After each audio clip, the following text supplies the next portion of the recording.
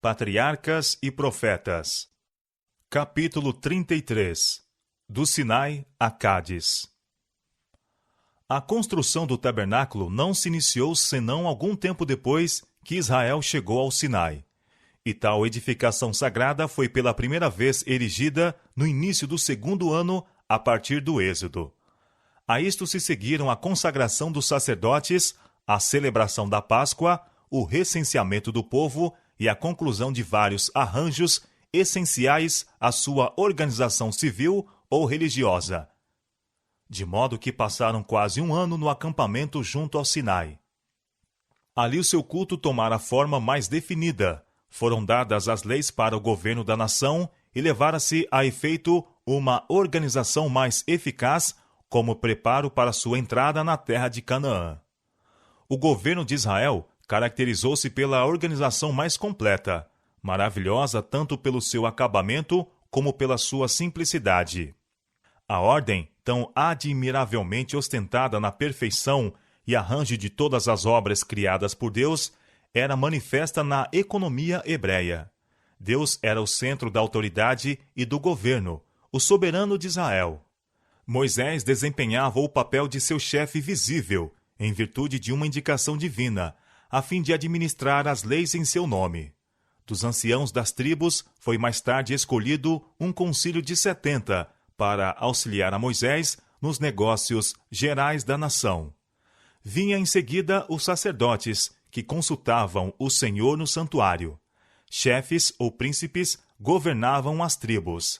Abaixo destes estavam os capitães de milhares, capitães de 100, capitães de 50 e capitães de 10. E, por último, oficiais, que poderiam ser empregados no desempenho de deveres especiais.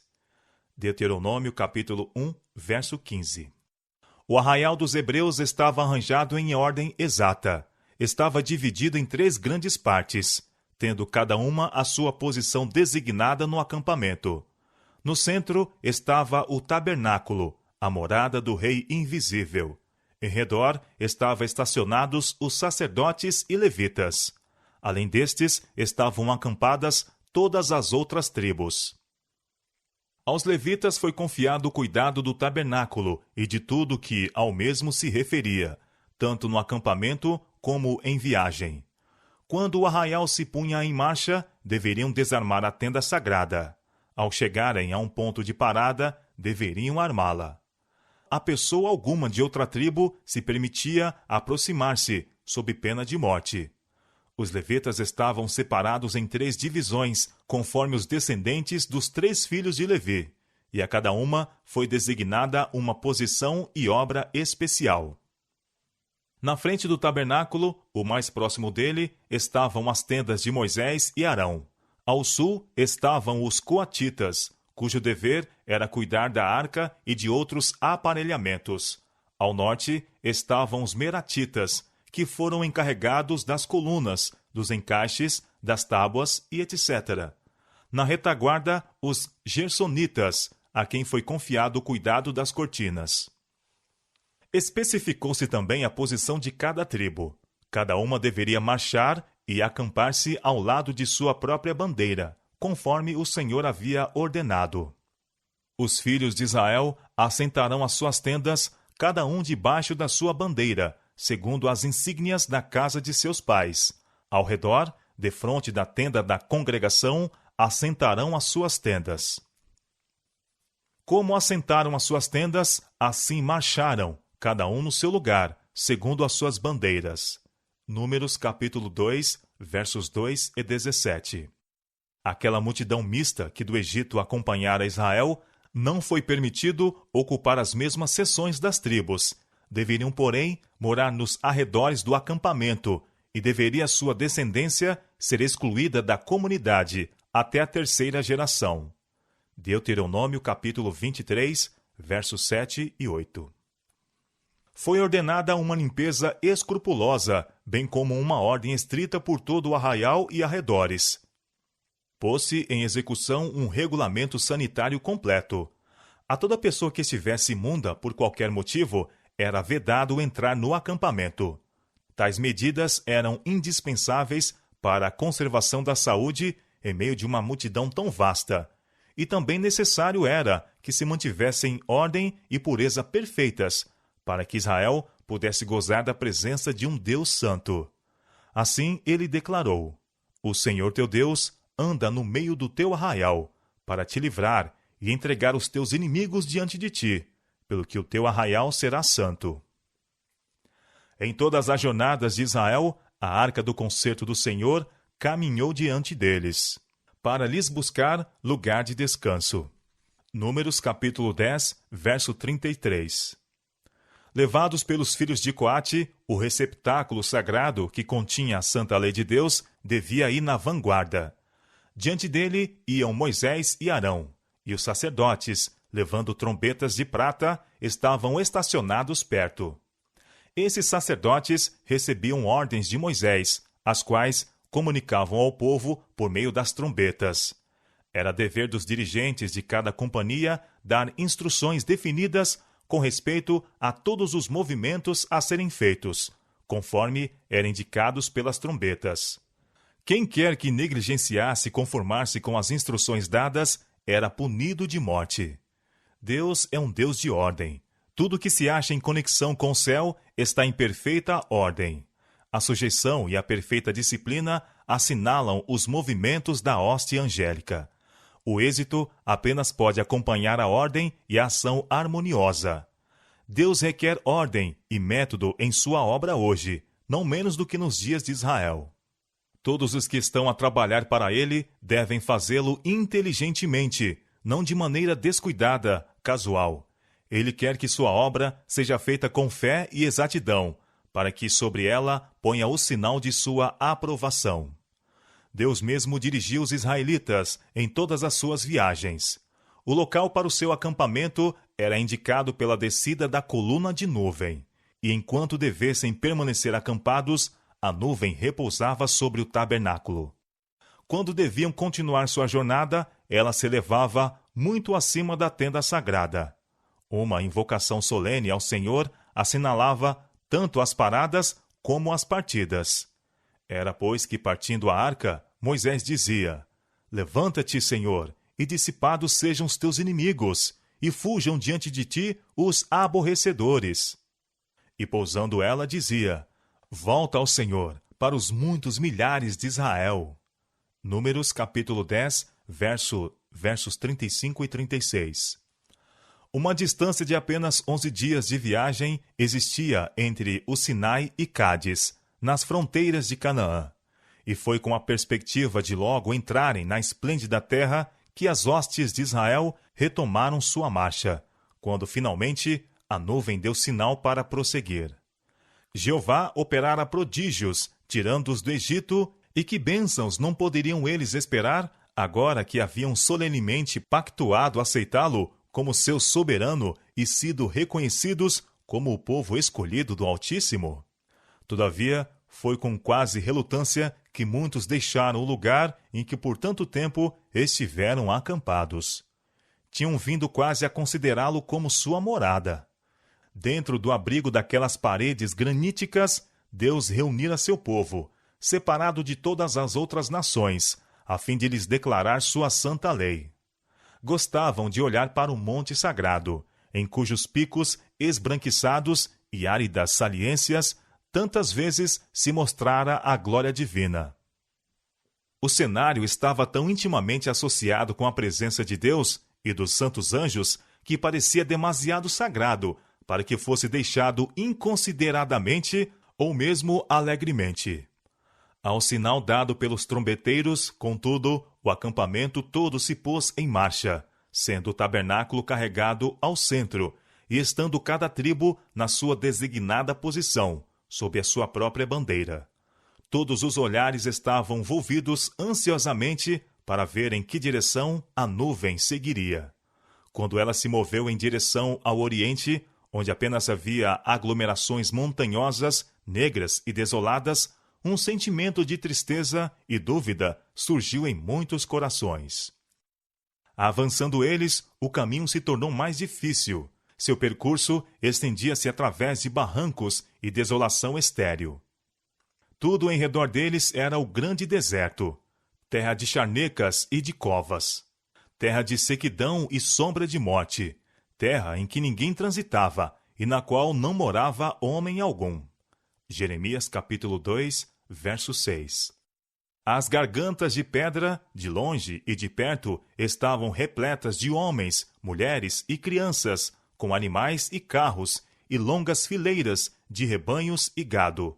Sua marcha era necessariamente lenta e trabalhosa, e as multidões, depois de seu longo acampamento, não estavam preparados para suportar os perigos e incômodos do caminho.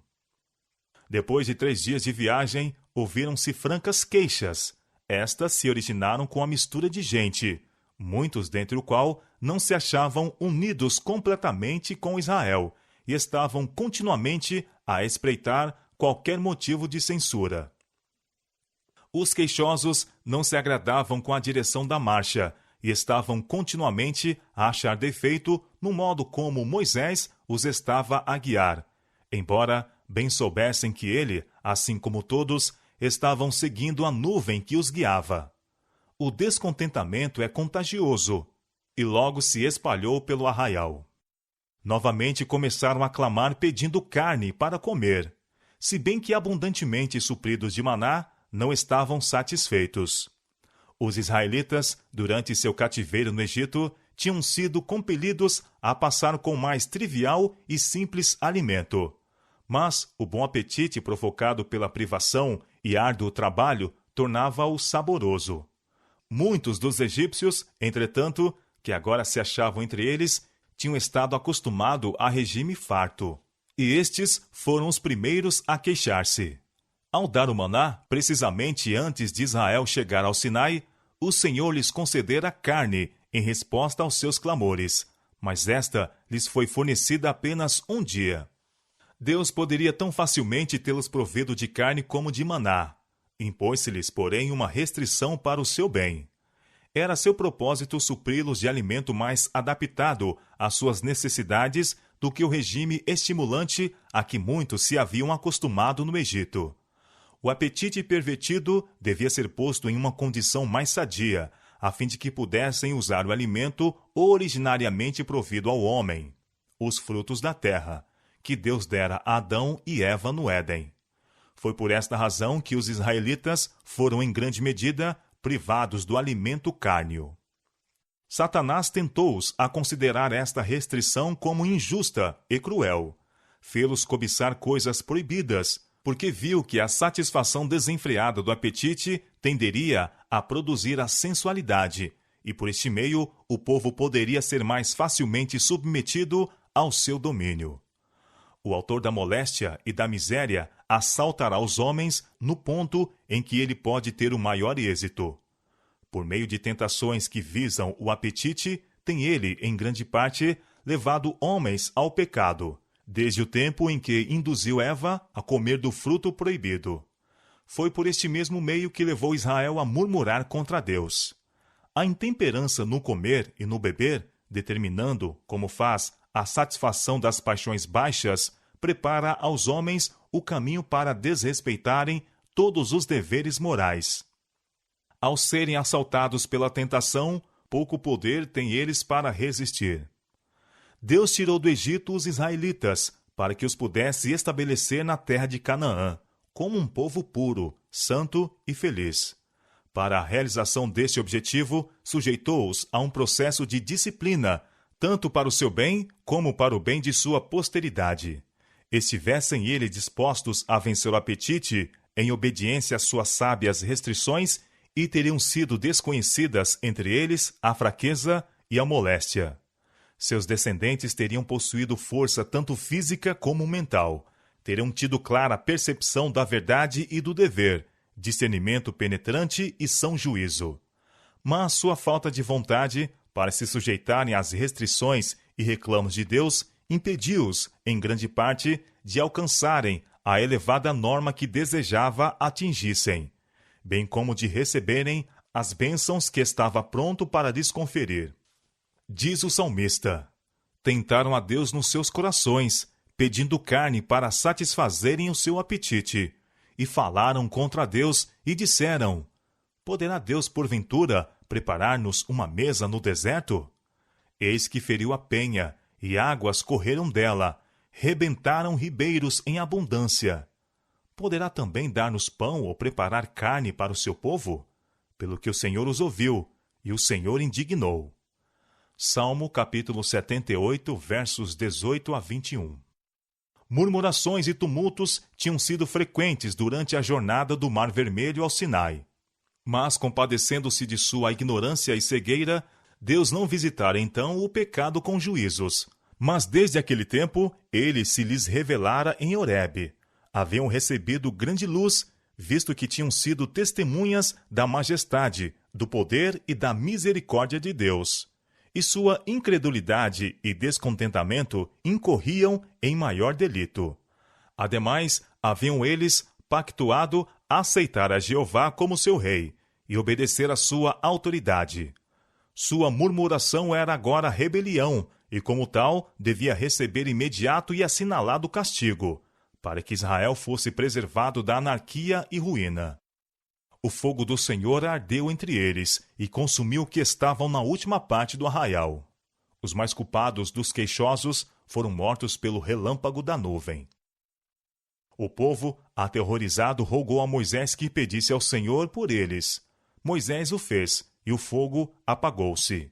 Em lembrança deste juízo, ele deu àquele lugar o nome de Taberá, que quer dizer queima. Mas o mal logo foi pior do que antes. Em vez de levar os sobreviventes à humilhação e ao arrependimento, este terrível juízo pareceu apenas aumentar-lhes a murmuração. Em todas as direções, o povo estava reunido à porta de suas tendas, chorando e lamentando. E o vulgo, a mistura de gente, que estava no meio deles, veio a ter grande desejo, pelo que os filhos de Israel tornaram a chorar, e disseram: Quem nos dará carne a comer? Lembramo-nos dos peixes que no Egito comíamos de graça, e dos pepinos, e dos melões, e dos porros, e das cebolas, e dos alhos. Mas agora a nossa alma se seca. Coisa nenhuma há senão este maná diante dos nossos olhos. Assim, manifestaram seu descontentamento pelo alimento que o Criador lhes provera. Tinham, contudo, prova constante de que o mesmo se adaptava às suas necessidades, pois, apesar das fadigas que suportavam, não havia um que fosse fraco em todas as suas tribos. O coração de Moisés desfaleceu. Pleiteara que Israel não fosse destruído, mesmo que sua própria posteridade se tornasse então uma grande nação. Em seu amor por eles, rogara fosse antes o seu nome riscado do livro da vida, do que se deixasse eles a perecer.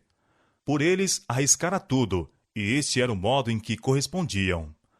Todas as suas dificuldades, mesmo os sofrimentos imaginários, assacavam a ele, e suas ímpias murmurações tornavam duplamente pesado o fardo de cuidados e responsabilidades sob que ele cambaleava.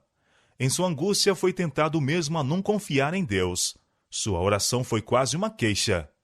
Por que fizeste mal a teu servo? E por que não achei graça a teus olhos, que puseste sobre mim o cargo de todo este povo? Donde teria eu carne para dar a todo este povo? Porquanto contra mim choram, dizendo: dá-nos carne a comer. Eu não posso levar a todo este povo, porque muito pesado é para mim. O Senhor atendeu-lhe a oração, e ordenou-lhe convocar dos anciãos de Israel 70 homens, não somente avançados em idade, mas que possuíssem dignidade, juízo são e experiência, e os trará perante a tenda da congregação, e ali se porão contigo, disse ele. Então eu descerei ali, falarei contigo, e tirarei do espírito que está sobre ti, e o porei sobre eles, e contigo levarão a carga do povo, para que tu só o não leves. O Senhor permitiu a Moisés escolher por si mesmo os homens mais fiéis e aptos para com ele participarem da responsabilidade. Sua influência ajudaria a assustar a violência do povo e sufocar a insurreição. Contudo, graves males resultariam finalmente de sua promoção. Eles nunca teriam sido escolhidos caso Moisés houvesse manifestado uma fé que correspondesse às provas que tivera do poder e bondade de Deus. Mas ele exagerara seus encargos e trabalhos. quase perdendo de vista que era apenas um instrumento pelo qual Deus operara. Não tinha desculpa por condescender, por pouco que fosse, com o espírito de murmuração, que era a maldição de Israel. Se tivesse depositado inteira confiança em Deus, o Senhor tê-lo-ia guiado continuamente. Ele teria dado forças para toda emergência. Determinou-se a Moisés preparar o povo para o que Deus estava prestes a fazer para eles. Santificai-vos para amanhã, e comereis carne, porquanto chorastes aos ouvidos do Senhor, dizendo: quem nos dará carne a comer? Pois bem nos ia no Egito, pelo que o Senhor vos dará carne, e comereis. Não comereis 1 dia, nem 2 dias, nem 5 dias, nem 10 dias, nem 20 dias, mas 1 mês inteiro, até vos sair pelos narizes, até que vos enfastieis dela. Porquanto rejeitaste ao Senhor, que está no meio de vós, e choraste diante dele, dizendo: por que saímos do Egito? 600.000 homens de pé é este povo, no meio do qual estou, exclamou Moisés. E tu tens dito: dar-lhe-eis carne, e comereis 1 mês inteiro. Degolar-se-ão para eles ovelhas e vacas que lhes bastem? Ou ajuntar-se-ão para eles todos os peixes do mar? Foi-lhe reprovada a falta de confiança. Será, pois, encurtada a mão do Senhor? Agora verás se a minha palavra acontecerá ou não. Moisés repetiu à congregação as palavras do Senhor e anunciou a designação dos 70 anciãos. O encargo imposto pelo grande dirigente àqueles homens escolhidos bem poderia servir de modelo de integridade judicial para juízes e legisladores dos tempos modernos. Ouve a causa entre vossos irmãos, e julgai justamente entre o homem e seu irmão, e entre o estrangeiro que está com ele. Não atentareis para pessoa alguma em juízo, ouvireis assim o pequeno como o grande. Não temereis a face de ninguém, porque o juízo é de Deus. Deuteronômio capítulo 1, versos 16 e 17. Moisés convocou agora os 70 ao tabernáculo. Então o Senhor desceu na nuvem e lhe falou. E tirando do espírito que estava sobre ele, o pôs sobre aqueles 70 anciãos. E aconteceu que quando o espírito repousou sobre eles, profetizaram, mas depois nunca mais. Como os discípulos, no dia de Pentecostes, foram dotados de poder do alto. Aprove assim ao Senhor prepará-los para a sua obra e honrá-los na presença da congregação, a fim de que se estabelecesse confiança neles como homens divinamente escolhidos para se unirem com Moisés no governo de Israel. De novo se demonstrou o espírito nobre e abnegado do grande chefe. 2 dos 70, considerando-se humildemente como indignos de uma posição de tal responsabilidade, não se reuniram com seus irmãos no tabernáculo, mas o Espírito de Deus veio sobre eles onde se achavam, e também exerceram o dom de profecia. Sendo informado a tal respeito, Josué quis pôr cobro a tal irregularidade, receando que a mesma tendesse para a divisão. Zeloso pela honra de seu senhor, disse ele: Senhor meu, Moisés, proíbe-lhe. A resposta foi: Tens tu ciúmes por mim? Oxalá que todo o povo do Senhor fosse profeta, que o Senhor lhes desse o seu espírito. Um vento forte soprado do mar trouxe então bandos de codornizes, quase caminho de um dia de uma banda, e quase caminho de um dia de outra banda, à roda do arraial, e quase 2 côvados sobre a terra. Números capítulo 11, verso 31. Todo aquele dia e aquela noite, e o dia seguinte, e o povo trabalhou ajuntando alimento miraculosamente provido. Obtiveram imensa quantidade. O que menos tinha, colhera 12 homeres. Tudo que não era necessário usar-se no momento foi conservado, secando-se de modo que o suprimento, conforme fora prometido, foi suficiente para um mês inteiro. Deus deu ao povo aquilo que não era para o seu máximo bem, porque persistiram em desejá-lo. Não queriam satisfazer-se com as coisas que se mostrariam ser para eles um benefício. Seus rebeldes desejos foram satisfeitos, mas foram entregues ao sofrimento das consequências. Comeram sem restrições, e seus excessos foram prontamente punidos. E feriu o Senhor o povo com uma praga muito grande. Grande número foi ceifado pela febre ardente, enquanto os mais culpados entre eles foram feridos logo que provaram o alimento cobiçado. Em Azerote, o próximo acampamento depois de saírem de Taberá, uma prova ainda mais amarga esperava Moisés. Arão e Miriam tinham ocupado posição de grande honra e de chefia em Israel. Ambos eram favorecidos com o dom de profecia e, por determinação divina, tinham estado ligados a Moisés no livramento dos hebreus. E pus diante de ti a Moisés, a Arão e Miriam. São as palavras do Senhor pelo profeta Miqueias. A força de caráter de Miriam cedo se mostrara, quando criança, vigiara ao lado do Nilo a pequena cesta em que estava escondido o bebê Moisés. De seu domínio próprio e tato, Deus se servira como instrumento para preservar o libertador de seu povo. Dotada abundantemente dos dons da poesia e música, Miriam dirigira as mulheres de Israel no cântico e na dança, à margem do Mar Vermelho. Na afeição do povo e honras do céu, estava ela apenas abaixo de Moisés e Arão. Entretanto, o mesmo mal que a princípio trouxera discórdia no céu, surgiu no coração desta mulher de Israel, e ela não deixou de encontrar quem com ela simpatizasse em seu descontentamento.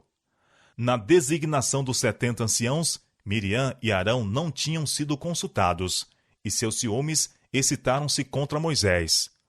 Por ocasião da visita de Jetro, enquanto os israelitas estavam a caminho do Sinai, a pronta aceitação por parte de Moisés, do conselho de seu sogro, despertou em Arão e Miriam um receio de que sua influência, junto ao grande chefe, excedesse a deles. Na organização do Conselho dos Anciãos, entenderam que sua posição e autoridade haviam sido desprezadas. Miriam e Arão nunca haviam conhecido o peso dos cuidados e responsabilidades que repousava sobre Moisés. Contudo, visto que tinham sido escolhidos para o auxiliarem, consideravam-se coparticipantes seus na mesma medida do cargo da chefia e acharam desnecessária a designação de mais auxiliares. Moisés compenetrara-se da importância da grande obra a ele confiada, como nenhum outro jamais a sentira. Estava ciente de sua própria fraqueza e fez de seu Deus o seu conselheiro. Arão tinha-se em mais elevada conta e confiava menos em Deus. Fracassara quando se lhe confiara a responsabilidade, dando prova de fraqueza de caráter pela sua vil condescendência na questão do culto idolátrico no Sinai. Miriam e Arão, porém, cegos pela inveja e ambição, perderam isto de vista. Arão fora altamente honrado por Deus pela designação de sua família para o ofício sagrado do sacerdócio. Todavia, mesmo isto aumentava agora o desejo de exaltação própria. Porventura falou o Senhor somente por Moisés? Não falou também por nós? Considerando-se igualmente favorecido por Deus, entenderam ter direito à mesma posição e autoridade. Cedendo ao espírito de descontentamento, Miriam achou motivos de queixa nos acontecimentos que Deus, de maneira especial, dirigira. O casamento de Moisés lhe fora desagradável. O haver ele escolhido uma mulher de outra nação, em vez de tomar esposa entre os hebreus, foi uma ofensa à sua família e ao orgulho nacional. Zípora era tratada com mal disfarçado desprezo. Embora fosse chamada mulher cusita, era a esposa de Moisés, midianita, e assim descendente de Abraão. Na aparência pessoal, ela diferia dos hebreus, tendo a pele de cor um pouco mais escura. Se bem não fosse israelita, Zípora era adoradora do verdadeiro Deus. Tinha disposição tímida, acanhada, e era gentil, afetuosa e grandemente sensível à vista do sofrimento. E foi por esta razão que Moisés, quando a caminho para o Egito, consentiu que ela voltasse a Midian. Ele quis poupar-lhe a dor de testemunhar os juízos que deveriam cair sobre os egípcios. Quando Zípora se reuniu a seu povo no deserto, viu que os encargos dele lhe estavam exaurindo as forças, e deu a conhecer seus temores a Jetro, que sugeriu medidas para o aliviarem. Nisso estava a principal razão da antipatia de Miriam para com Zípora, doendo-se muito da suposta negligência manifestada a ela e Arão considerou a esposa de Moisés como a causa, concluindo que sua influência o impedira de os tomar em seus conselhos como antes fazia. Houvesse Arão permanecido firme pelo que era reto e poderia ter reprimido o mal, mas em vez de mostrar a Miriam a pecaminosidade de sua conduta, compartilhou-lhe os sentimentos, deu ouvidos às suas palavras de queixa e assim veio a partilhar de seus ciúmes. Suas acusações foram suportadas por Moisés, em paciente silêncio. Foi a experiência ganha durante os anos de labuta e espera em Midian, aquele espírito de humildade e longanimidade ali desenvolvidos, que preparou Moisés para defrontar com paciência a incredulidade e murmuração do povo, e o orgulho e inveja daqueles que deveriam ser seus inabaláveis auxiliadores. Moisés era muito manso, mais do que todos os homens que havia sobre a terra, e foi por isto que se lhe conferiu sabedoria e guia divinas mais do que aos outros. Dizem as Escrituras: guiará os mansos retamente, e aos mansos ensinará o seu caminho. Salmo capítulo 25, verso 9. Os mansos são guiados pelo Senhor, porque são dóceis e dispostos a serem instruídos. Eles têm o desejo sincero de conhecer e fazer a vontade de Deus. A promessa do Salvador é: se alguém quiser fazer a vontade dele, pela mesma doutrina, conhecerá. São João capítulo 7, verso 17. E ele declara pelo apóstolo Tiago: se algum de vós tem falta de sabedoria, peça a Deus, que a todos dá liberalmente, e o não lança em rosto, e se-lhe-á dada. São Tiago, capítulo 1, verso 5. Mas esta promessa é apenas para aqueles que estão dispostos a seguir inteiramente ao Senhor. Deus não força a vontade de ninguém. Daí o não poder ele levar aqueles que são demasiado orgulhosos para serem ensinados, os quais se inclinam a ter o seu próprio caminho. Quanto ao homem de coração dobre, aquele que procura seguir a sua própria vontade, ao mesmo tempo que procura fazer a vontade de Deus, está escrito: não pense tal homem que receberá do Senhor alguma coisa. São Tiago, capítulo 1, verso 7. Deus escolhera Moisés e sobre ele pusera o seu espírito, e Miriam e Arão, pelas suas murmurações, eram culpados de deslealdade, não somente para com o chefe, que lhes fora designado, mas para com o próprio Deus. Os sediciosos faladores foram convocados ao tabernáculo e levados perante Moisés. Então o Senhor desceu na coluna de nuvem e se pôs à porta da tenda. Depois chamou Arão e a Miriam. Sua pretensão ao dom profético não foi negada. Podia ser que Deus lhe tivesse falado em visões e sonhos. Mas a Moisés, a quem o Senhor mesmo declarou, fiel em toda a minha casa, uma comunhão mais íntima fora concedida. Com ele o Senhor falava boca a boca. Por que, pois, não tivesse temor de falar contra o meu servo, contra Moisés? Assim a ira do Senhor contra ele se acendeu, e foi-se. A nuvem desapareceu do tabernáculo em sinal do desprazer de Deus, e Miriam foi castigada. Ela ficou leprosa, como a neve. Arão foi poupado, mas teve severa repreensão no castigo de Miriam. Agora, com orgulho humilhado até ao pó, Arão confessou seu pecado e rogou que sua irmã não fosse deixada perecer por aquele flagelo repugnante e mortal. Em resposta às orações de Moisés, a lepra foi purificada. Miriam foi, contudo, excluída do acampamento durante 7 dias. O símbolo do favor divino não repousou de novo sobre o tabernáculo até que ela fosse banida do acampamento. Em atenção à sua elevada posição, pesarosos pelo golpe que sobre ela fora desferido, a multidão toda permaneceu em Azarote, esperando sua volta. Esta manifestação do desprazer do Senhor destinava-se a ser um aviso a todo Israel para reprimir o crescente espírito de descontentamento e insubordinação. Se a inveja e descontentamento de Miriam não houvessem sido repreendidos de maneira assinalada, disto teria resultado um grande mal. A inveja é uma das mais satânicas características que podem existir no coração humano, e uma das mais funestas em seus efeitos. Diz o sábio: cruel é o furor, e a impetuosa ira, Mas quem parará perante a inveja? Provérbios capítulo 27, verso 4. Foi a inveja que a princípio causou a discórdia no céu, e a condescendência com a mesma acarretou males indizíveis entre os homens. Onde há inveja e espírito faccioso, aí há perturbação e toda a obra perversa. São Tiago capítulo 3, verso 16. Não deve ser considerado coisa banal falar mal de outros, ou fazer-nos juízes de seus intuitos ou ações. Quem fala mal de um irmão e julga seu irmão, fala mal da lei, e julga a lei. E se tu julgas a lei, não és observador da lei, mas juiz. Não há senão um juiz, a saber, aquele que trará à luz as coisas ocultas das trevas e manifestará os desígnios dos corações. São Tiago, capítulo 4, verso 11 e 1 Coríntios, capítulo 4, verso 5.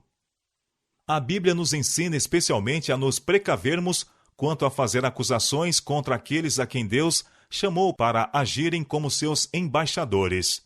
O apóstolo Pedro, descrevendo uma classe de declarados pecadores, diz: atrevidos, obstinados, não receando blasfemar das dignidades, enquanto os anjos, sendo maiores em força e poder, não pronunciam contra eles juízo blasfemo diante do Senhor.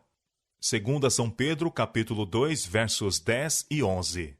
E Paulo, em suas instruções àqueles que são postos na direção da igreja, diz: não aceiteis acusações contra o presbítero, senão com 2 ou 3 testemunhas. 1 Timóteo, capítulo 5, verso 12. Aquele que pôs sobre os homens a pesada responsabilidade de chefes e instrutores de seu povo, responsabilizará o povo pela maneira por que tratam os seus servos. Devem honrar aqueles a quem Deus honrou. O juízo que caiu sobre Miriam deveria ser uma repreensão a todos os que se entregam à inveja e murmuram contra aquele